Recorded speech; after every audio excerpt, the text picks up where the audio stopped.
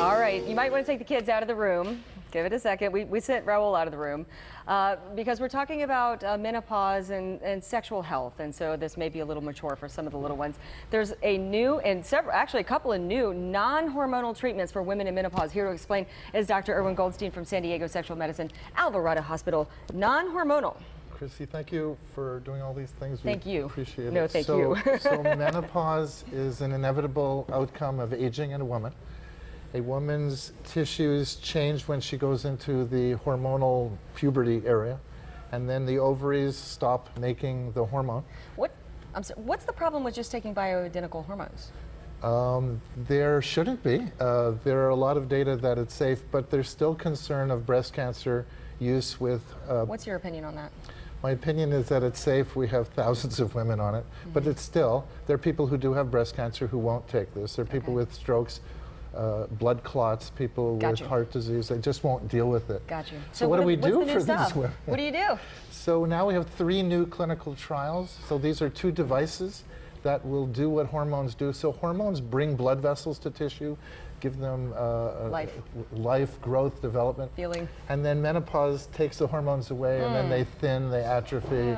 You get loss of tissue, dryness is an issue, pain during the penetration part. That's no good. We don't want that. So we need blood vessels. So we have 3 new strategies for blood vessels. Okay. So we have called the Mona Lisa laser. I'm actually going to Milan, Italy on Saturday for 2 days to learn how to do this.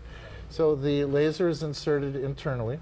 It makes incisions in the wall, tiny incisions that are laser induced, and blood vessels come to heal them. So we're bringing back blood vessels without hormones. How long will that last? So I think you probably need to do it every so often, but again, I'm learning. I will. Right, good for you. So we're doing the Lifelong first learning.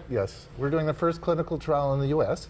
with this Mona Lisa laser, where we're taking photographs of the tissue as time goes on before and after treatment. Now, what's the other one? The other one is called Sculpt. It's a laser emitting diode LED. That it goes inside. You do this at home, so you don't have to have a doctor do it. Oh. And it has a vibratory motor in it. Oh. So that it heats the tissue, brings in blood vessels.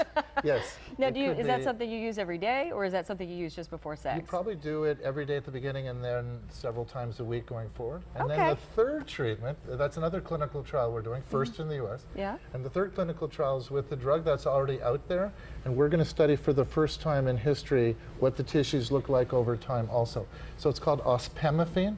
That's the drug? That's the drug. And what it's already out there. It's FDA approved for pain.